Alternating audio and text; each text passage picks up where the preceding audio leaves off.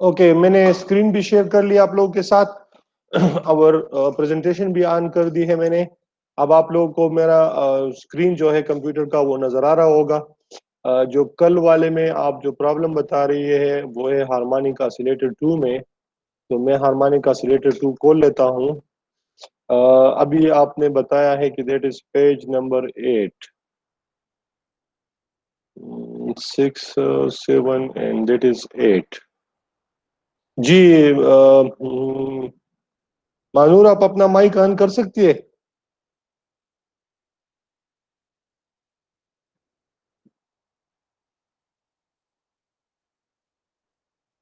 हम क्वेश्चन में आप लिख रही है लेकिन आपका माइक बंद है, माइक ऑन कर सकती हो?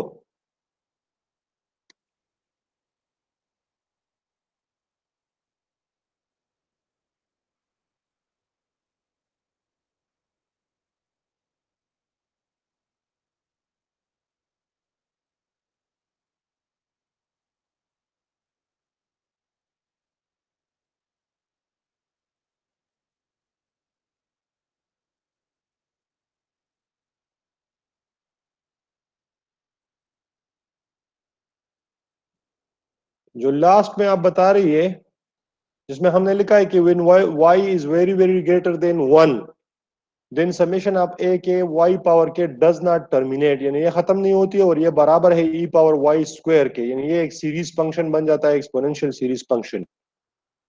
तो इसमें क्या इशू है? मुझे मतलब आपकी क्वेश्चन की समझ नहीं आ रही। और उसमें ये y इज ग्रेटर देन 1 वाला से लास्ट में, सर वो तो मैं समझ रहा हूँ, लेकिन उसमें प्रॉब्लम क्या है?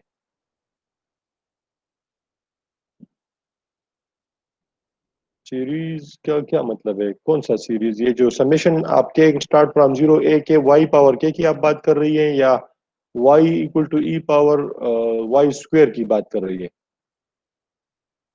मुझे आपकी बात की समझ नहीं आ रही।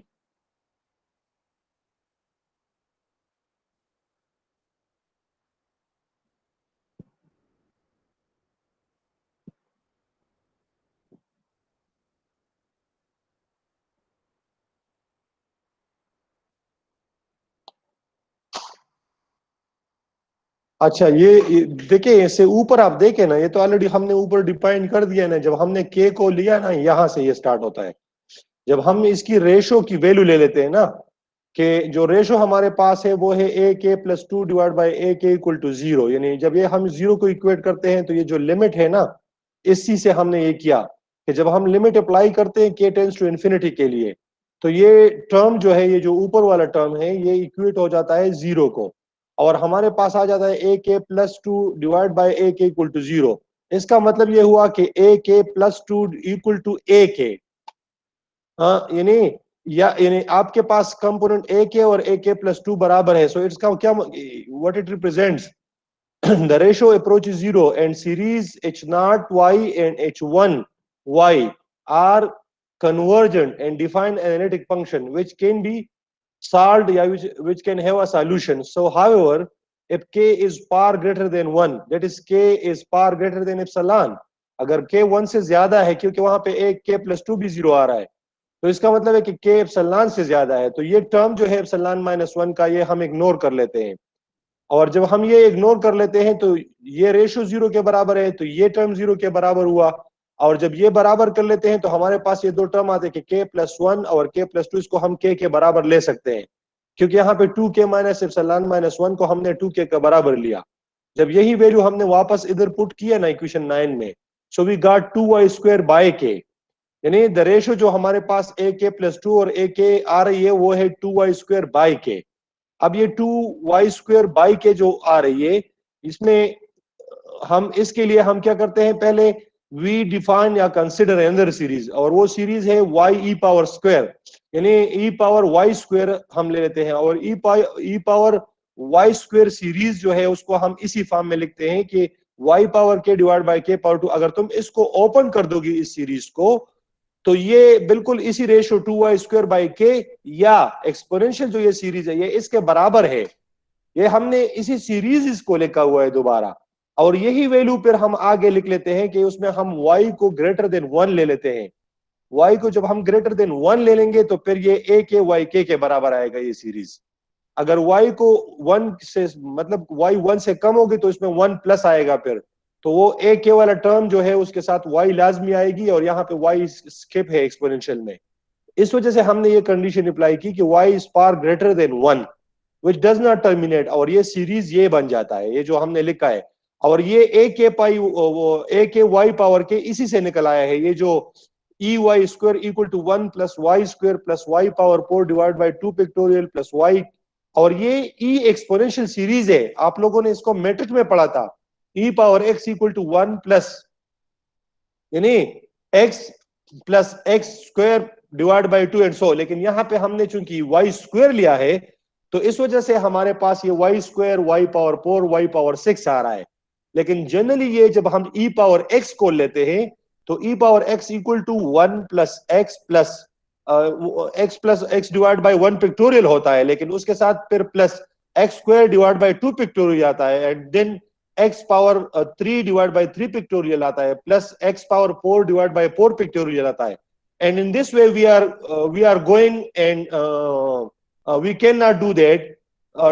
जब तक हम ये सीरीज ओपन ना कर दे तब तक हम इसमें कुछ नहीं कर सकते। जो सबसे इंपॉर्टेंट चीज है वो यही है कि आप पहले उन सीरीज की ओपनिंग को सीख ले जो आप लोग ऑलरेडी पढ़ चुके हैं, वो जनरल सीरीज ओपनिंग है। और फिर इसी सीरीज को हमने समेशन ऑफ के स्टार्ट फ्रॉम 0 टू इंफिनिटी ए के वाई पावर के यानी इसके बराबर ले लिया।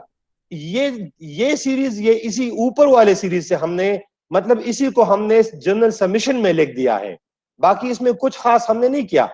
लेकिन सिर्फ ये जो ए के वाई पावर के है इसमें 1 नहीं आ रहा, फिर तो 1 को हमने स्किप करने के लिए लिखा है कि y is far greater than 1।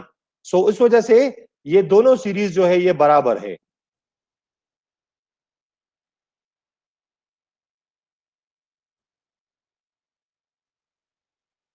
समझ आ गई आपको? उसमें तो कोई इशू नहीं है। ओके, थैंक यू, क्लियर हो गया है। और किसी का इसमें कोई क्वेश्चन अगर हो? एनीवन, अगर किसी का क्वेश्चन हो now you can ask me. इसके बाद मैं फिर डिराक नोटेशन में जाना चाहता हूं।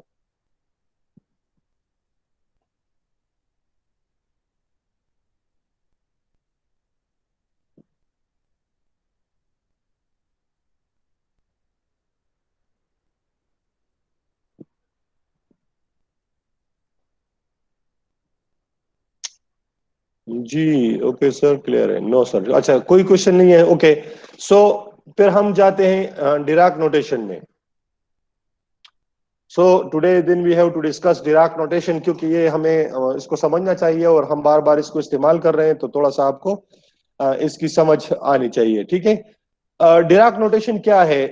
इट्स एन इम्पोर्टेंट नोटेशन और ये हमें प्रॉब्लम सॉल्यूशन आसान बना देते हैं। जब हम इंटीग्रल सॉल्यूशन करते हैं तो वो थोड़े से मुश्किल होते हैं और उस लंबी हो जाते हैं। जब हम इंटीग्रल से डिराक नोटेशन पे आ जाते हैं तो उसको लिखना आसान होता है और हम आसानी से वो प्रॉब्लम जो है वो सॉल्व कर सकते हैं। So as a vector can be represented in Cartesian coordinates with x, y, z are x prime, y prime, and z prime. So simultaneously we can represent the integral of the product of two state functions psi of x and pi of x. अगर हमारे पास दो state function हो, जिस तरह हमारे पास दो vectors होते हैं और हम लिख लेते हैं कि vector A depend on x Y z and vector B depend on x prime y prime and z prime, और वो दो वेक्टर हम ले लेते हैं और उसको हम उसकी मल्टीप्लिकेशन या डॉट प्रोडक्ट या वेक्टर प्रोडक्ट या उसकी इंटीग्रेशन हम कर सकते हैं। इसी तरह we can represent the integral of the product of two states, यानी जब हमारे पास दो वेक्टर्स का प्रोडक्ट हो, स्टेट वेक्टर्स का, एक state vector psi of x है और दूसरा वेक्टर जो है पाई ऑफ एक्स है। So we can write that psi slash pi, और ये जो पहला सिंबल लेफ्ट साइड से और राइट साइड से हम डाल लेते हैं, ये पहला साई जो जिसमें है यानी दिस सिंबल साई स्लेश ये ब्रा को रिप्रेजेंट कर रहा है, और स्लेश पाई और ये सिंबल जो राइट साइड से है ये किट को रिप्रेजेंट कर रहा है, और ये बराबर है इस इंटीग्रल के। इस इंटीग्रल को अगर आप देख ले तो जो ब्रा है वो बेसिकली साई स्टेरिक को रिप्रेजेंट कर रहा है, और जो किट है वो बेसिकली फाई ऑफ एक्स को रिप्रेजेंट कर रहा है। And the integral starts from -∞ to infinity. कल अगर आपको याद हो, कल टॉपिक में हमने इसी को इस्तेमाल भी किया था, और वहां पे psi of n of x और pi of m of x की जगह पे हमने एन और एम डायरेक्ट लिखा था, मतलब साई और पाई या साई साई स्टेरिक की जगह पे हम डायरेक्ट लिए। इसी तरह हम इसको दूसरे तरीके से भी लिख सकते हैं कि अगर हमारे पास साई स्टेरिक साई हो, जिस तरह जनरली हम नॉर्मलाइजेशन कंडीशन में कर लेते हैं, तो उसको फिर ब्रा और किट नोटेशन में लिखेंगे Sai left symbol with Sai, और ये जो ग्रेटर देन सिंबल है इसमें फिर साई। तो ये जो लेस देन सिंबल और फिर साई आ जाता है, ये रिप्रेजेंट कर रहा है साई स्टेरिक को, और इसको, और ये नोटेशन है ब्रा, और जो दूसरा नोटेशन है इसको हम किट नोटेशन कहते हैं। यहां पे हमने इसको लिखा हुआ है कि the object less than symbol along with psi and slash is called a bra vector, and slash along with pi and along with greater symbol, ये जो है इसको हम कहते हैं किट वेक्टर। तो ऊपर वाला ब्रा वेक्टर है और नीचे वाला किट वेक्टर है, लेकिन इसमें आपने जहन में यह बात रखनी है कि जब हम इसको इंडिविजुअल लिखते हैं तो फिर हम ये साई जो स्लेश का सिंबल जो है ये अलग अलग दोनों के साथ लिखेंगे। जब इसको हम कंबाइन लिख लेते हैं तो फिर एक ही स्लेश डाल लेते हैं। अगर इसकी जगह पे आप दोनों स्लेश डाल दे तो भी ठीक है, लेकिन इसकी रिप्रेजेंटेशन सिंगल स्लेश से ही हमें समझ आती है कि जब हमने इसको इंडिविजुअल लिखना है, so we have to write that symbol along with psi and slash. तो ये हमने एक साथ लिखना है और इससे ये क्लियर हो जाती है। इसी तरह ये आप इसमें देख सकते हैं कि जो ब्रा और किट नोटेशन है कि एंड स्लेश साई सिंबल फिर साई है, और फिर जो है स्लेश पाई, पाई इसमें मिसिंग है, सॉरी, ये पाई आप लिख ले इसमें। सो ये जो Sai slash pi with these two symbol, इसको हम combine bra and kit notation कहते हैं। So it has the following of properties. अब इसके कुछ प्रॉपर्टीज है जो आपको समझाने के लिए लिखी गई है। जैसे हमें पता है कि ब्रा वेक्टर में जब हम कोई टर्म लिखेंगे तो वो उसके स्टेरिक के बराबर होगा। तो साई जो है अब ये स्टेरिक के बराबर है, और यहाँ पे हमने लिखा है ए पाई। ए जो है वो एक कांस्टेंट है, अगर कोई भी कांस्टेंट आ जाए साई या पाई के साथ तो वो बाहर निकल आएगा और हमारे पास जो बाकी है वो रह जाएंगे। इसी तरह अगर यही कांस्टेंट ए साई के साथ है तब भी ये बाहर आएगा, लेकिन मैंने जिस तरह आपको बता दिया कि ब्रा नोटेशन में जो स्टेट फंक्शन है ये इसकी स्टेरिक को रिप्रेजेंट कर रहा है, मतलब कॉम्प्लेक्स क्वांटिटी को रिप्रेजेंट कर रहा है। तो इस वजह से ये ए जब इस ब्रा से बाहर निकल आएगा तो इस पे स्टेरिक आएगा, यानी ये कॉम्प्लेक्स, यानी ए इज अ कॉम्प्लेक्स क्वांटिटी।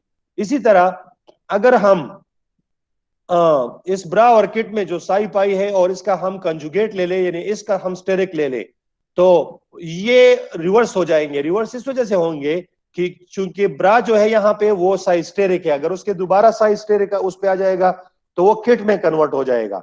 तो ये आप देख ले राइट साइड पर वो किट बन चुका है।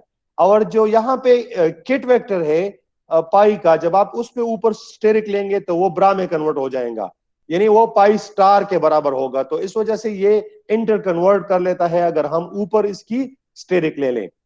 इसी तरह दूसरी प्रॉपर्टी ये है कि अगर हमारे पास ब्रा वेक्टर में पाई प्लस साई, यानी ये दोनों एडिशन है, जिस तरह हम दो वेक्टर की एडिशन करते हैं, तो हम इसको इंडिविजुअली टू ब्रा वेक्टर लिख सकते हैं with the plus symbol in the middle, यानी अलग अलग यहाँ पे स्लेश आ जाएगा प्लस, यहाँ पे फिर वो सिंबल और फिर साई और फिर स्लेश। तो ये इसकी समेशन भी पॉसिबल है। लेकिन ये ब्रा वेक्टर्स के लिए है। ये जो आपको नजर आ रहे हैं दोनों, तो ये कंबाइन दोनों समेशन फॉर्म में थे ब्रा वेक्टर में, और ये अब अलग अलग ब्रा वेक्टर में हमने लिख लिए। इसी तरह किट का भी आप लिख सकते हैं कि अगर ये दोनों किट वेक्टर में समेशन में हो तो यहाँ पे दूसरे साइड में भी ये अलग अलग किट वेक्टर्स में आ जाएंगे with plus symbol in the middle. इसी तरह ये जो ऊपर का इसने लिखा हुआ है अलग अलग, इसकी प्रूव कर दी है इसने। अब कि आप कैसे इसको प्रूव करेंगे, तो इसको दोबारा इंटीग्रल फॉर्म में लिखा है। अब चूंकि ये ब्रा वेक्टर के इनसाइड है तो ब्रा वेक्टर की रिप्रेजेंटेशन स्टेरिक की है, तो ये इस वजह से इसने साई 1 प्लस साई 2 स्टेरिक लिया है। इसी तरह पाई 1 प्लस वाई 2 ये अलग लिखा हुआ है, और dx। अब इसको हमने लिखना है ब्रा एंड किट नोटेशन में। तो राइट साइड पे आप देख ले कि ब्रा नोटेशन में साई 1 प्लस साई 2 और किट नोटेशन में पाई 1 प्लस पाई 2, ये इसी इंटीग्रल से हमने लिख दिया। अब ये ऊपर वाला रूल हम इस्तेमाल करके इस साई 1 प्लस साई 2 को अलग अलग ब्रा वेक्टर में लिख सकते हैं, और नीचे वाला जो है उसको हम अलग अलग पाई 1 और पाई 2 वेक्टर में किट वेक्टर में हम लिख सकते हैं। सो उसको हमने किट वेक्टर में लिख लिया, पाई 1 अलग किट वेक्टर में है प्लस समेशन पाई 2 अलग किट वेक्टर में है। So we can write them individually in the ket vector in summation form. अब दोबारा चूंकि इनके दरमियान प्रोडक्ट है, you can see that it has a product now कि जो bra vector psi 1 plus psi 2 bra vector है, ये प्रोडक्ट में है with bra ket vector pi 1 and ket vector pi 2। तो जिस तरह हम a plus b into a plus b या let's say a plus b into c plus d के साथ मल्टीप्लाई करते हैं कि a will be multiplied with c, then a will be multiplied with d, and then b will be multiplied with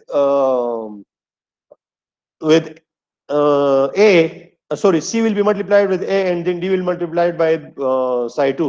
यानी पहला ये इन दोनों के साथ, और फिर ये वाला जो psi 2 वाला है ये इन दोनों के साथ। तो उसको यहाँ पे अगर आप नीचे देख ले हमने क्या हुआ है कि psi 1 इन ब्रा वेक्टर जो है, और फिर ये जो किट 1 यानी पाई 1 वेक्टर है, फिर यही psi 1 with the kit vector pi 2, and then psi 2 with the kit vector pi 1 and psi 2 with the kit vector pi 2। तो ये हम इसी में लिख सकते हैं इस तरह। अब ये हमारे पास अगर आप देख ले तो ये individually psi 1 pi 1, psi 1 pi 2, psi 2 pi 1 and psi 2 pi 2, ये हमारे पास चार जो है वो ब्रा एंड किट नोटेशन में आ गए हैं। इसी तरह एक और टर्म है जिसमें ब्रा वेक्टर में हमारे पास है साई 3 और किट वेक्टर में है समेशन है दो स्टेट वेक्टर का Sai 1 plus psi 2।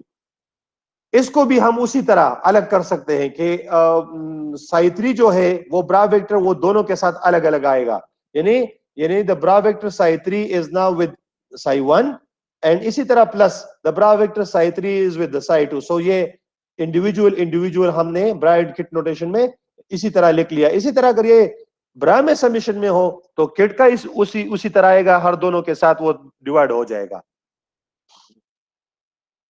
Okay, now all the bra vectors of a system also form a linear vector space called the bra space। जिस तरह हमारे पास वेक्टर स्पेस है, वेक्टर स्पेस से ये मुराद होती है कि जिस तरह वेक्टर अलजेब्रा आप इस्तेमाल करते हैं, vector addition, vector subtraction, vector multiplication, vector division, उसी तरह हमारे पास ये भी उसी तरह का एक है, और इसको हम ब्रा स्पेस कहते हैं। यानी जो ब्रा वेक्टर सिस्टम है उसको जिस तरह वेक्टर में हम वेक्टर स्पेस कहते हैं, यहाँ पे हम ब्रा स्पेस कहते हैं। इसी तरह नाउ हम क्या करते हैं कि दूसरा जो किट है उस पे देख लेते हैं। Operation on a kit vector from the left with an operator produces another kit vector.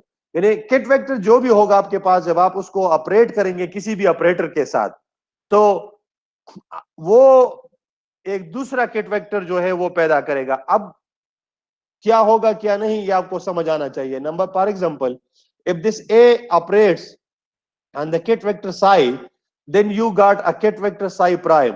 या इसको हम दूसरे फॉर्म में भी लिख सकते हैं कि we will get a small a जो है वो स्केलर क्वांटिटी या आइगन वैल्यू जिस तरह आप कहते हैं, वो आएगा विद द साई वेक्टर। अगर सेम वेक्टर आ गया किट फॉर्म में तो उसको भी हम लिख सकते हैं, यानी we can write small a slash psi in the यानी psi in the ket form. तो या उसी फॉर्म में आएगा या हमने इसको साई प्राइम कह दिया, ये दोनों पॉसिबल है। इसी तरह अगर ये हम ऑपरेट कर रहे हैं ब्रा वेक्टर पे, यानी if we are operating the bra vector with a, तो फिर उसकी रिप्रेजेंटेशन इसी तरह होगी कि ए जो है वो स्लैश के राइट साइड पे लिखी जाएगी।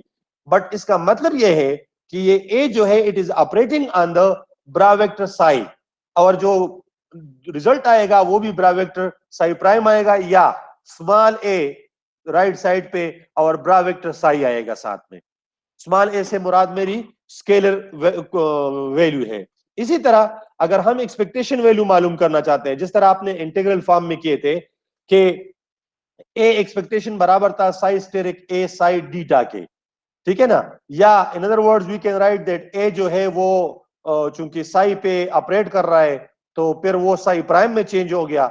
साई प्राइम से मुराद ये है कि लेट्स से अगर ए ऑपरेटर आपका है differential operator del by del x, तो ये साई प्राइम पे ऑपरेट करेगा, सो वो बन जाएगा del psi by del x.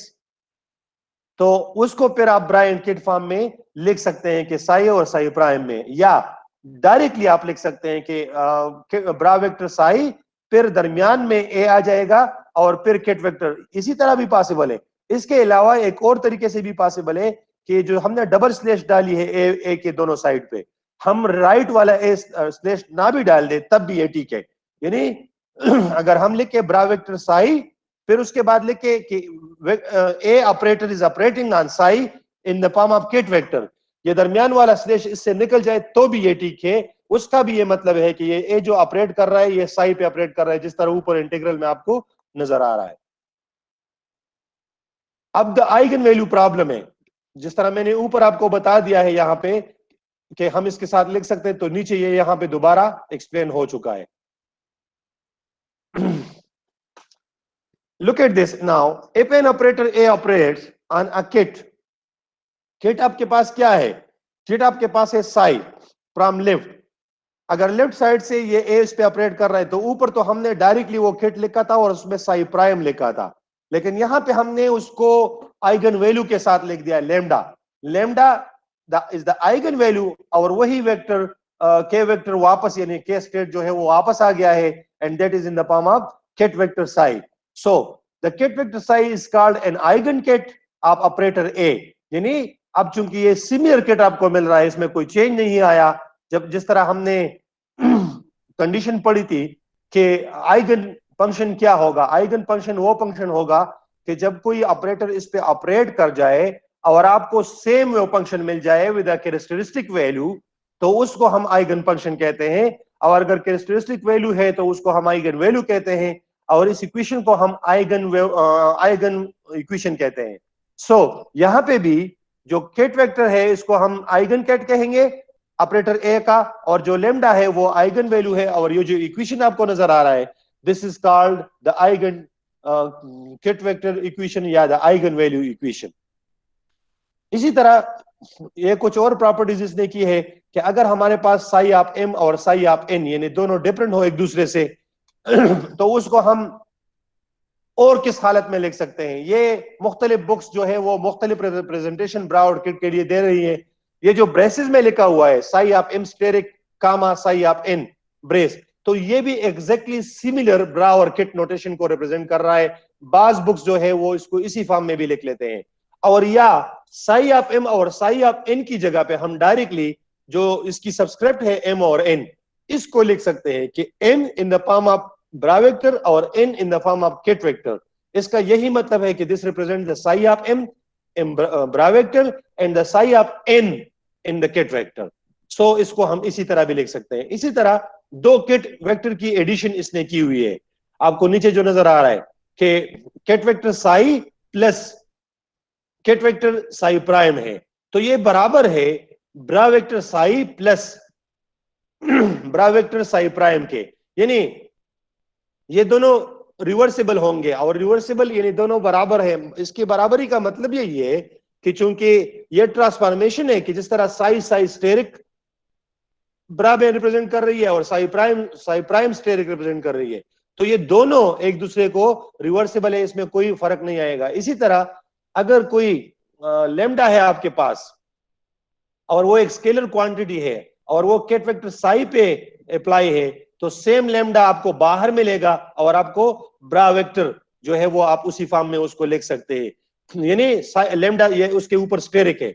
So lambda steric, और ये इसका क्या मतलब है कि ये इस पे ऑपरेट हो गया है और इसने वो फंक्शन, लेकिन ये तब पॉसिबल होगा जब आपके पास लेमडा जो है वो कॉम्प्लेक्स क्वांटिटी होगी। तो जब ये कॉम्प्लेक्स क्वांटिटी पे ऑपरेट करेगा तो ये पॉसिबिलिटी उसके लिए आएगी, ये आपने जहन में रखना है। इसी तरह अगर हम ए ऑपरेटर ले लें और इसको ऑपरेट करें किट वेक्टर साई पे, और ये हमें दे दे small a with the psi in the ket notation, या इसी तरह ब्रा पे ऑपरेट करे तो ब्रा वेक्टर विद ए आएगा, और ए यहाँ पे कांस्टेंट है इस वजह से इसके ऊपर हमने स्टेरिक नहीं लिखा। लेकिन अगर ये इस तरह निकल आएगा ब्रा से तो इस पे स्टेरिक लाजमी आना चाहिए, लेकिन चूंकि कांस्टेंट फॉर एग्जांपल अगर आपके पास 2 नंबर है 2, तो 2 के ऊपर अगर आप स्टेरिक लिख ले तो B2 होगा, और अगर ना लिखे तो B2 होगा। सो स्केलर क्वांटिटी के लिए doesn't matter, sorry constant value के लिए doesn't matter. It matters only for the complex value. अब जो इसके बाद हम आते हैं वो है the completeness of the set of eigen values. अब कंप्लीटनेस के लिए इसने चूंकि वो रिप्रेजेंटेशन की है जिस तरह आप लोगों ने पहले पढ़ा था, उसको हमने कोएफिशिएंट फॉर्म में लिखा था और समेशन के फॉर्म में, तो वही फॉर्म यहां पे दोबारा हमने डिराक नोटेशन में भी लिखा है ताकि ये आपको आसान और समझ आ जाए। तो psi of n ket notation में है, ये समेशन ऑफ एन से है with the ket notation of psi of n, और फिर उसके बाद ऑर्थोगोनैलिटी कंडीशन, वहां पे अगर आपको याद हो तो वहां पे हम इसके साथ लगाते थे क्रॉनिकल डेल्टा। क्रॉनिकल डेल्टा यानी डेल्टा एम एन, और क्रॉनिकल डेल्टा की जो कंडीशन थी कि एम और एन बराबर है तो ये नॉर्मलाइजेशन कंडीशन में कन्वर्ट हो जाएगी and you will get one value, और अगर एम एन डिफरेंट है तो Kronecker delta is equal to 0 and you will get nothing. So यहां पे भी हमने जो लिखा कि साई जो है वो बराबर है ket vector psi of n and then psi of n psi of a, ये साई ऑफ ए इसके बराबर है। अब अगर एन और ए बराबर हो जाए तो ये आपको 1 देगा, और यहां समेशन जो है वो एन और ए का जब बराबर होगा तो ये भी एग्जैक्टली आपको सिर्फ किट वेक्टर साई ऑफ ए दे देगा। लेकिन अगर ये बराबर ना हो तो ये आपने इसी फॉर्म में लिखने हैं और फिर ये उसी तरह क्रॉनिकल डेल्टा फॉर्म में आ जाएंगे। इसी तरह इस साई ऑफ ओ को ए को फिर इस जो ये हमने ऊपर लिखा है इसकी बजाय हम directly summation of n with c n n to ket vector psi of n. अब सी एन जो है वो क्या है, वही क्रॉनिकल डेल्टा कंडीशन यानी psi of n slash psi of a, ये यानी ब्रा वेक्टर में साई ऑफ एन है और किट वेक्टर में साई ऑफ ए है, ये सी एन है, कोएफिशिएंट है इसकी। तो ये कोएफिशिएंट डिटरमिन करता है आपकी वैल्यूज को फिर जिस तरह हमने उसमें किया। इसी तरह अगर सिमिलर फंक्शन है आपके पास साई, तो ब्रा वेक्टर साई और किट वेक्टर साई या दोनों साई ऑफ एन और साई ऑफ एन है, एन और एन बराबर है, लाजमी बात है, तो ये नॉर्मलाइजेशन कंडीशन जिस तरह आपने इंटीग्रल फॉर्म में किया था and this will always be equal to 1, तो ये मैंने ऑलरेडी ऊपर बता भी दिया आप लोगों को और यहां पर भी ये दोबारा लिख लिया है। सो ये हमने ब्रा और किट रिप्रेजेंटेशन जो थी वो सीख ली है कि इसको हम कैसे रिप्रेजेंट करते हैं और ये कौन सी वैल्यू को जाहिर करती है। सिंपल सी बात है, अगर आपके पास ब्रा वेक्टर है जो कि लेस देन सिंबल प्लस जो स्टेट फंक्शन होगा साई या पाई होगा और फिर स्लैश, ये ब्रा वेक्टर को रिप्रेजेंट करेगा and this bra vector always gives you the complex value of that state vector. जो साई है वो साई स्टेरिक है रिप्रेजेंट कर रहा है या जो भी है, लेकिन वो कॉम्प्लेक्स वैल्यू होगा। इसी तरह जो किट वेक्टर है आपका वो ग्रेटर देन सिंबल और स्लैश के दरमियान जो हम पाई ले लेते हैं यानी स्लैश पाई और फिर greater than symbol, so this represents the kit value. Kit value जो आपकी है वो नॉर्मल साई या को रिप्रेजेंट कर रहा है या नॉर्मल स्टेट फंक्शन को रिप्रेजेंट कर रहा है। जिस तरह आप लोगों ने वहां पे एक्सपेक्टेशन वैल्यू पे आप साई पे ऑपरेट करते हो, यहाँ पे भी इसी तरह होगा, किट वेक्टर पे ऑपरेट होगा। अगर आपने कॉम्प्लेक्स वेरिएबल को ऑपरेट करना है तो यहाँ पे भी आप ऑपरेट कर सकते हैं, लेकिन सिर्फ इसमें यह है कि आपने फिर उस ऑपरेटर को राइट साइड में लिखना है जिस तरह आप वेक्टर एडिशन में करते हैं, यहाँ पे भी वो एडिशन रूल्स अप्लाई है। आप यानी कोई इसमें इतना मेजर वो नहीं है, लेकिन सिर्फ आपने इस टर्मिनोलॉजी को सीखना है। Once you learn the terminology के ब्रा जो टर्मिनोलॉजी है वो ये रिप्रेजेंट कर रही है और जो किट टर्मिनोलॉजी है वो ये रिप्रेजेंट कर रही है। So that is an important thing कि आप लोगों को उसका पता हो। अगर ये आपको पता हो तो फिर कोई इशू नहीं है। सो ये ब्रा और किट नोटेशन थी या जो डिराक नोटेशन थी, ये मैंने खत्म की है। अगर फिर भी आपका कोई क्वेश्चन हो तो आप मुझसे अभी पूछ सकते हैं, ठीक है।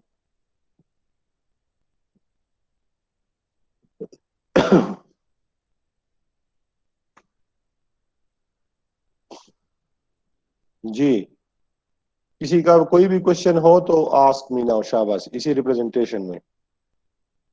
और कल वाला जो लेक्चर था वो मैंने अपलोड किया हुआ है, ठीक है, यूट्यूब पे, तो आप उसको देख सकते हैं वहां से।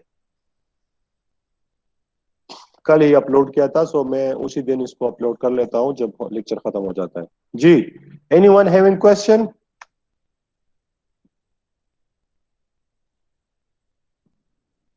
नहीं है किसी का भी?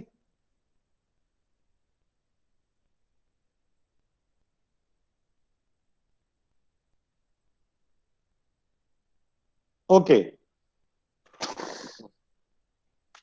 इसमें जब आप लोग खामोश हो, आंसर नहीं देते, तो फिर हम समझते हैं कि आप सारे ऑनलाइन हो लेकिन सो गए हो।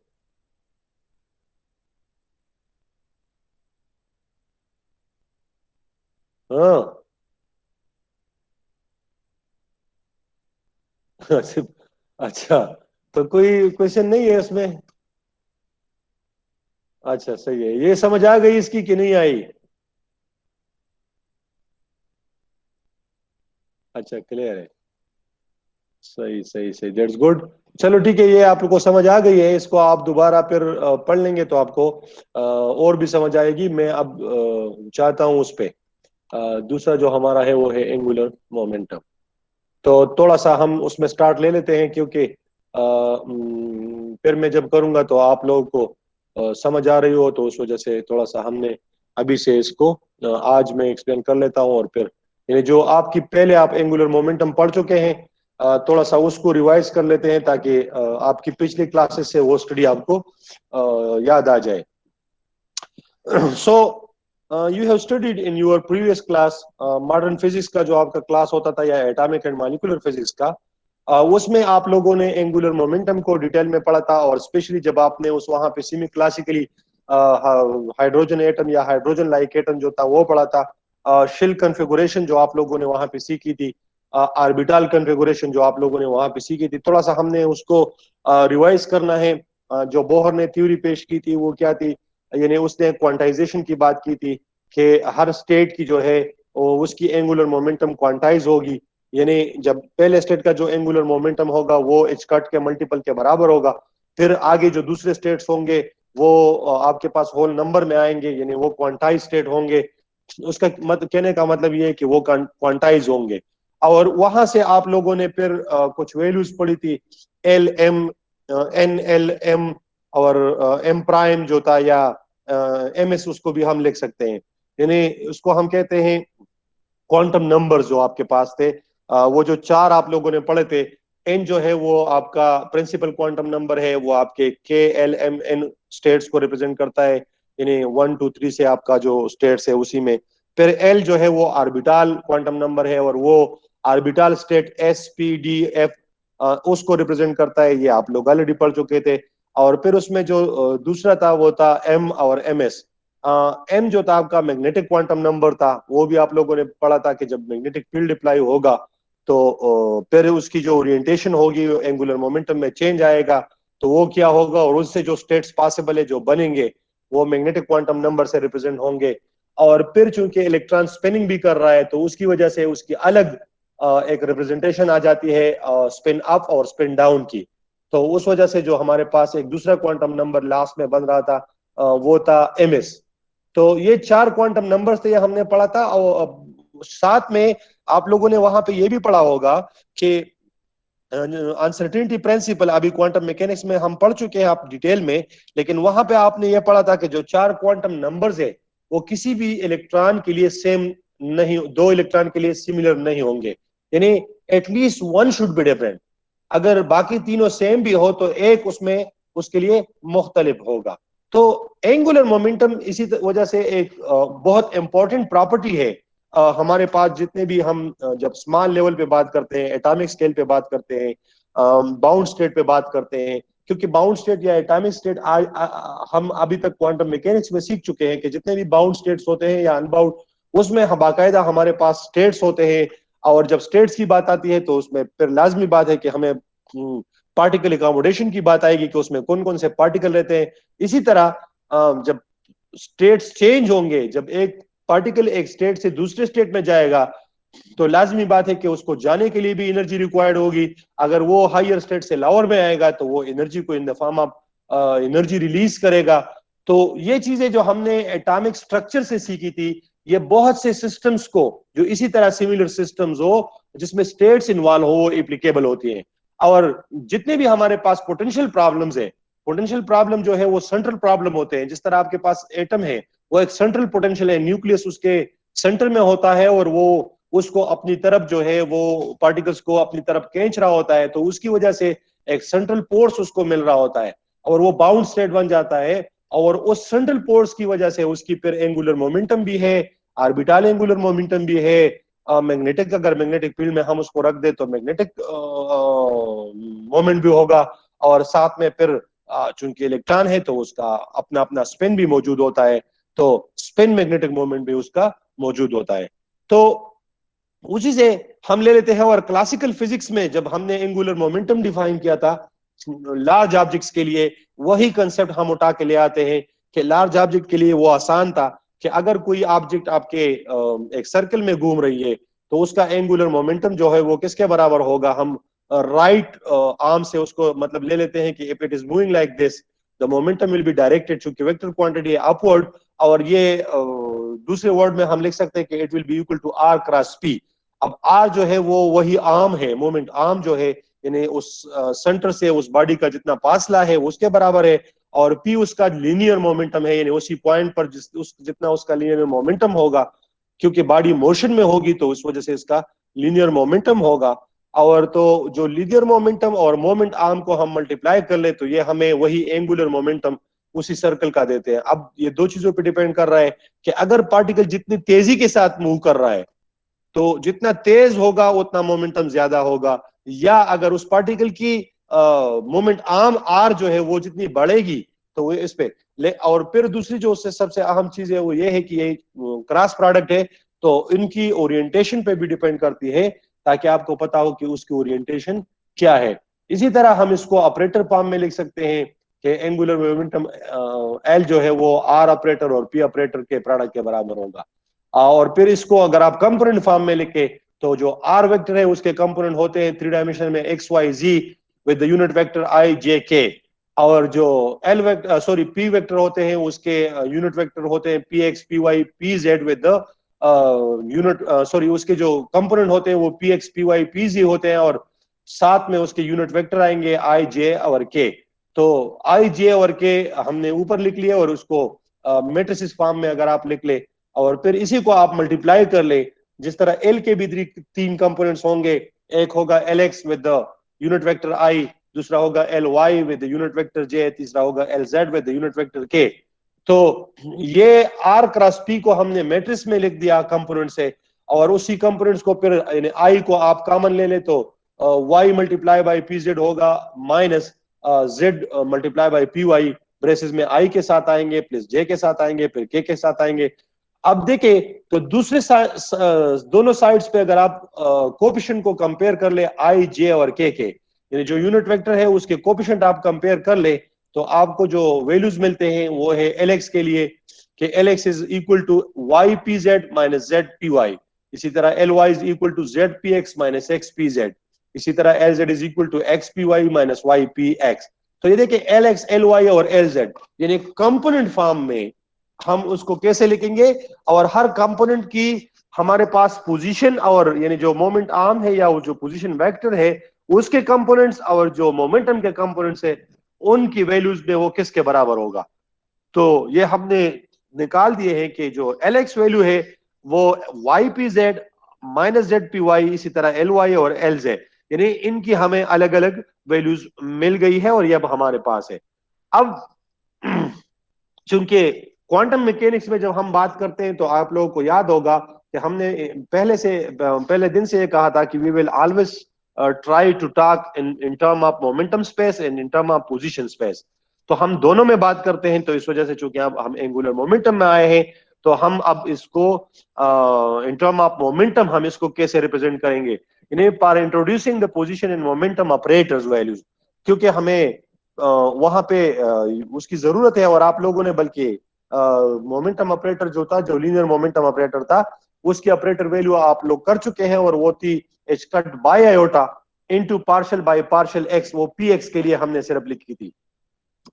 इसी तरह पी वाई के लिए आएगी H cut by iota partial by partial Y, P Z के लिए आएगी H cut by iota partial by partial जी।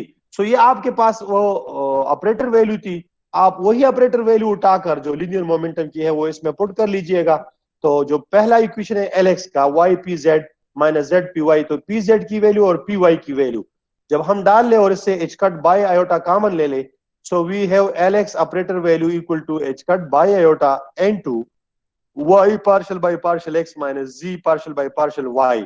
इसी तरह एल वाई के लिए और इसी तरह एल जेड के लिए हम ऑपरेटर वैल्यू लिख सकते हैं। सो ये जो इक्वेशन 3 है this represents the L x L Y और एल जेड कंपोनेंट फॉर्म में ऑपरेटर वैल्यूज को ये रिप्रेजेंट कर रहा है।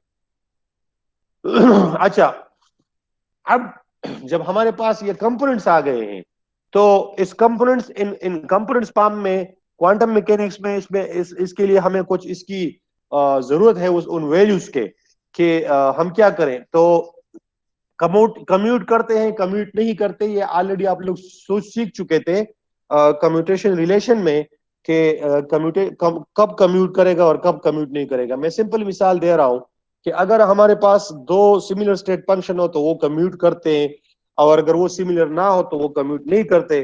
तो इसी तरह अब चूंकि Lx और Ly है, ये दो डिफरेंट है, क्योंकि एक x कंपोनेंट को रिप्रेजेंट कर रहा है, दूसरा y कंपोनेंट को रिप्रेजेंट कर रहा है, तो ये दोनों नॉन कम्यूटेबल है।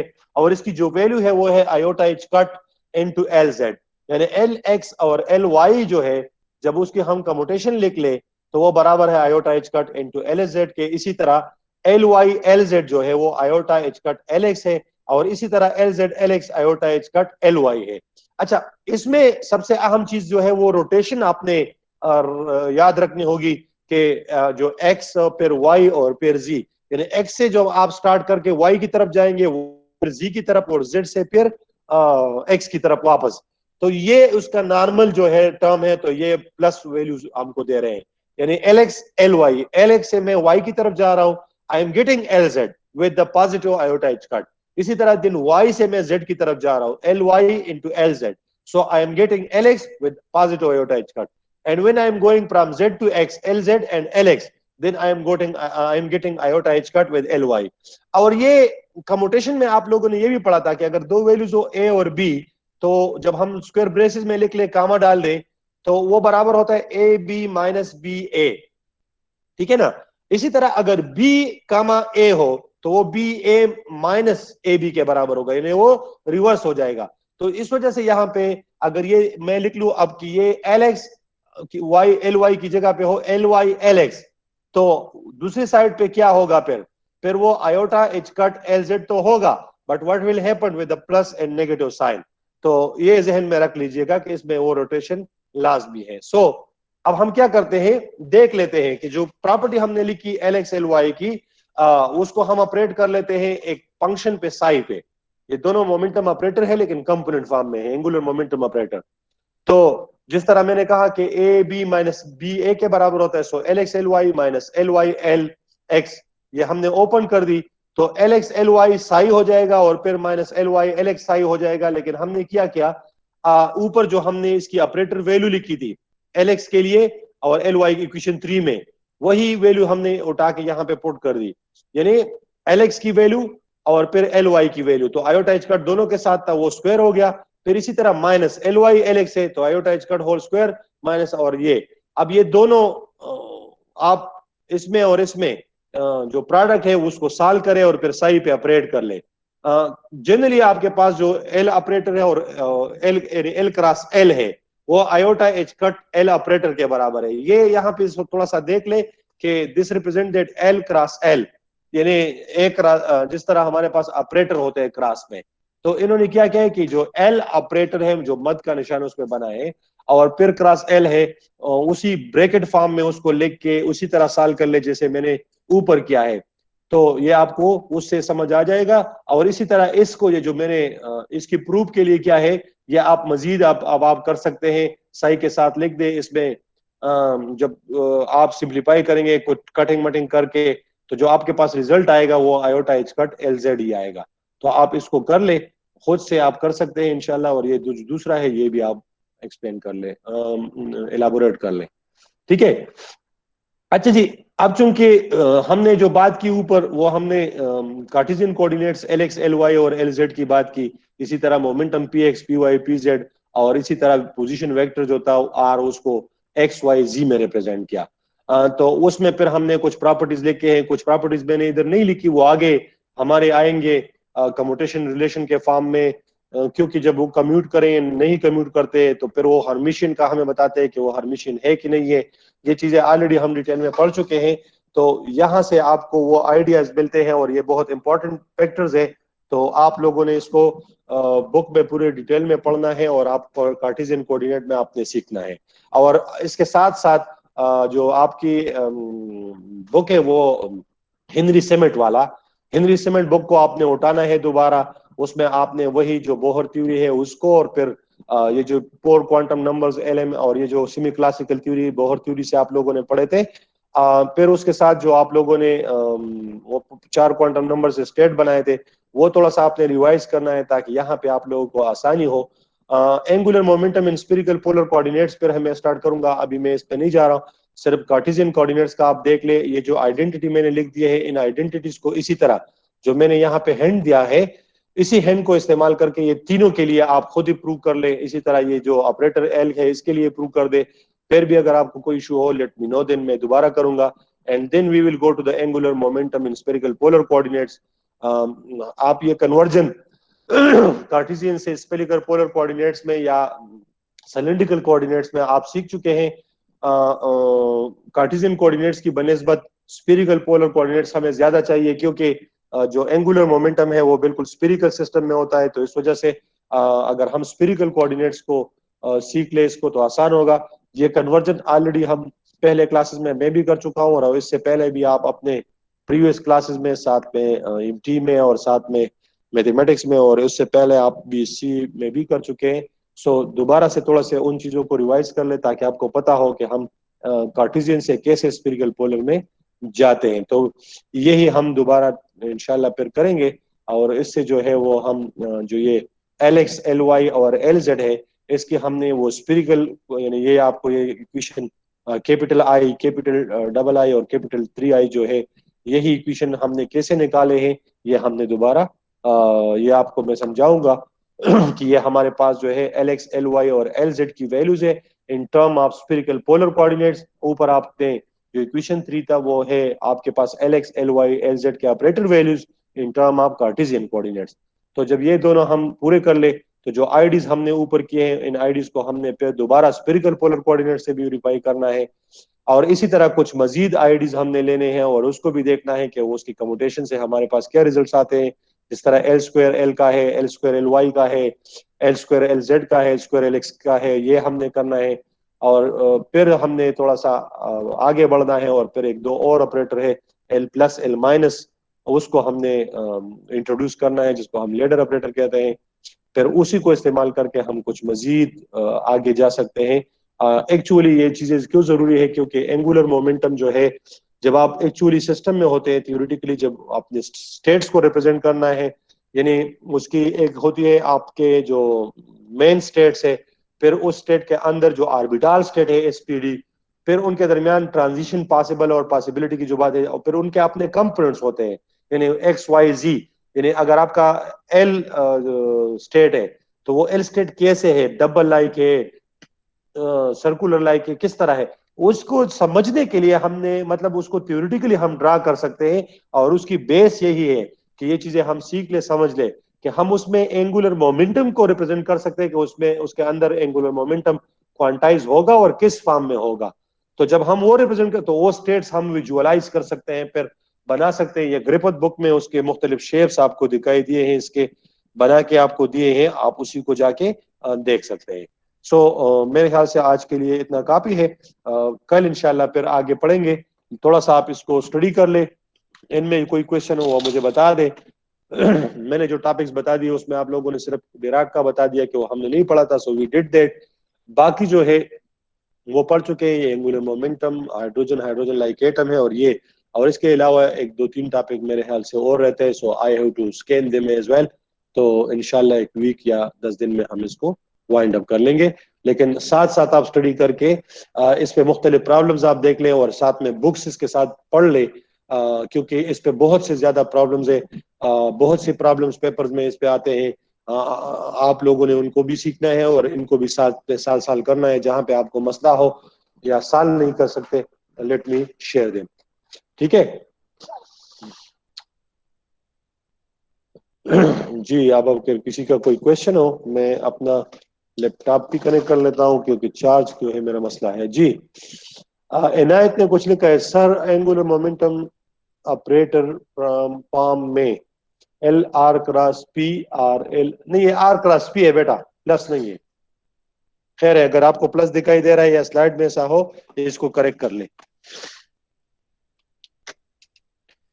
ये वही बेसिक फिजिक्स से है, ठीक है। जी, किसी का कोई question?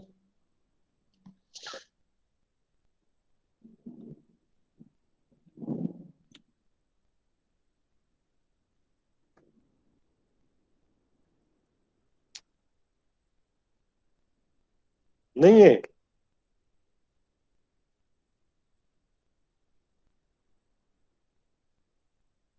Hafsa Rahman is asking about exam. Exam जो है आप लोगों का, वो टेंटेटिवली जो उन लोगों ने डिसाइड किया, अभी फाइनल नहीं हुआ, लेकिन एक्सपेक्टेड डेट जो है वो मिड ऑफ अक्टूबर है। मतलब 15 अक्टूबर से लेकर 20 अक्टूबर शायद इसके दरमियान आ जाए, या 15 अक्टूबर से ही हो, लेकिन मिड ऑफ अक्टूबर से आपका एग्जाम एक्सपेक्टेड है। सो अभी से फुल प्लेज तैयारी शुरू कर लो। जनरल क्वेश्चन है, मैं यस यस प्लीज इनायत, पूछ लो।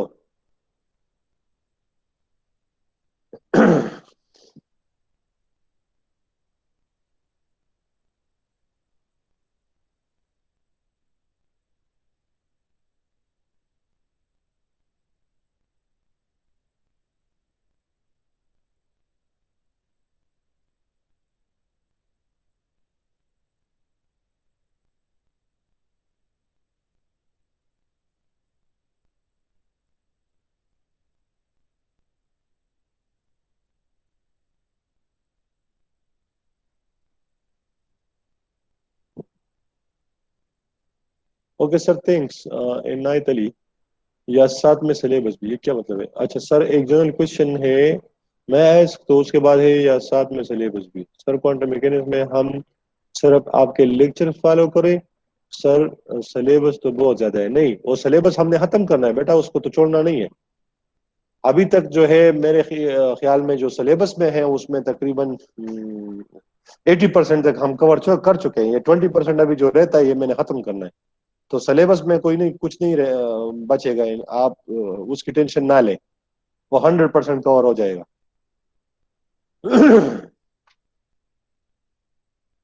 वेलकम।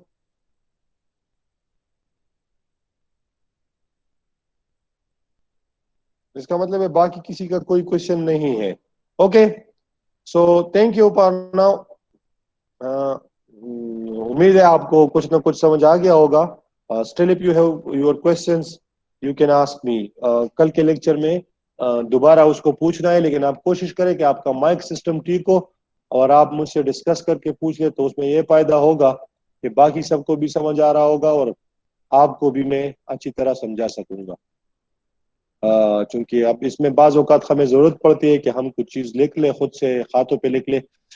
लेकिन चलो, अब तक तो इतना काफी है, देखते हैं कि मजीद हम क्या कर सकते हैं। So thank you very much for attending the class.